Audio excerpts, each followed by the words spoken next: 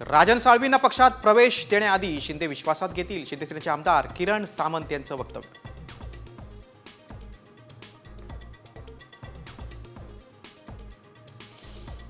अपात्र बहिणींमुळे 450 कोटींचा फटका, निकषांचं उल्लंघन करणाऱ्या 5 लाख लाभार्थी बाद.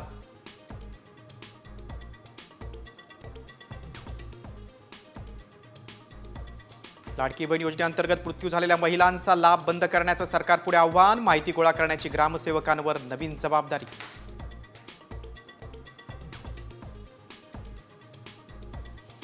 परभणीहून मुंबईकडे निघालेला आंबेडकरी अनुयायींचा लाँग मार्च स्थगित, सरकारकडून 1 महिन्यात मागण्या पूर्ण करण्याचं आश्वासन.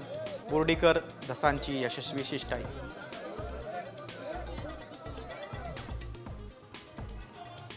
अंतरवाली सराठी चाकळे उपोषण मुंबईत देणार धडक, मनोज जरांगेंनी आंदोलनाची दिशा बदलली.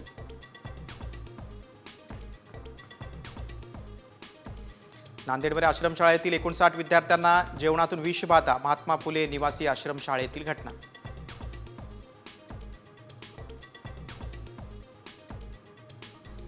महाराष्ट्रात फेरीवाला परवाना हवा असल्यास डोमेसाईल बंधनकारक करणार, मुंबई हायकोर्टाचा इशारा.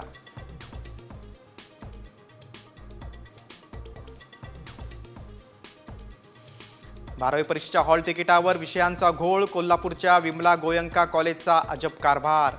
विषयांचा घोळ झाल्यामुळे विद्यार्थी आणि पालकांच्या चिंतेत भर.